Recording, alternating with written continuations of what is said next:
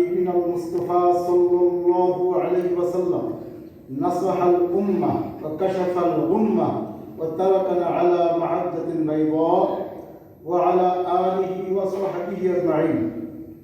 أما بعد فقد قال الله سبحانه وتعالى في القرآن الكريم: أعوذ بالله من الشيطان الرجيم يوم ندعو كل أناس بإمامهم آمنت بالله।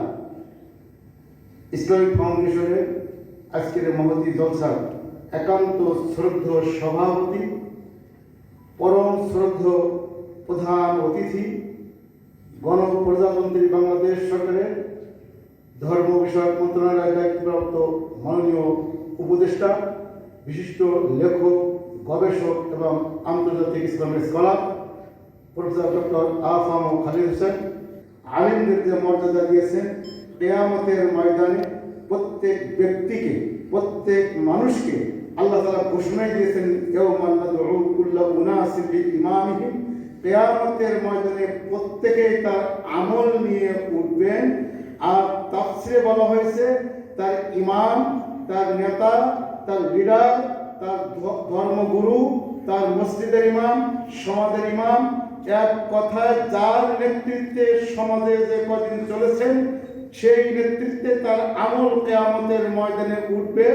সে কারণে আনতা মা'a মান আহবাবতা, যাদের সাথে চলেছেন, যাদের সাথে খেয়েছেন, যাদের সাথে বসেছেন, যার আদর্শ নিয়ে সমাজে আমরা চলেছি, তার সাথেই আমাদের হাসর হবে।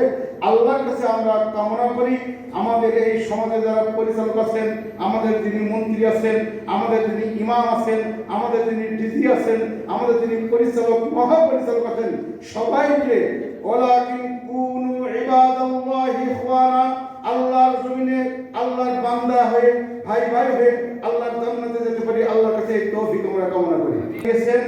আমরা এইভাবে বসার মতন সরকারিভাবে হয়তো বসা যেত, কিন্তু ইসলামের প্রচার প্রসারের জন্য দুইজন ভাই, তিনজন ইমাম একসাথে বসা যেত না। পরিবেশ আল্লাহ তাআলা দিয়েছেন।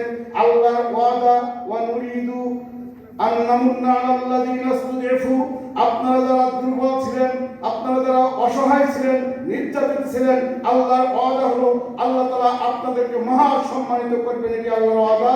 আন্নাজালাহুম আইম্মাতান, আল্লাহ তাআলা আপনাদেরকে সমাজপতি, সমাজের লিডার, ইমাম বানিয়েছেন।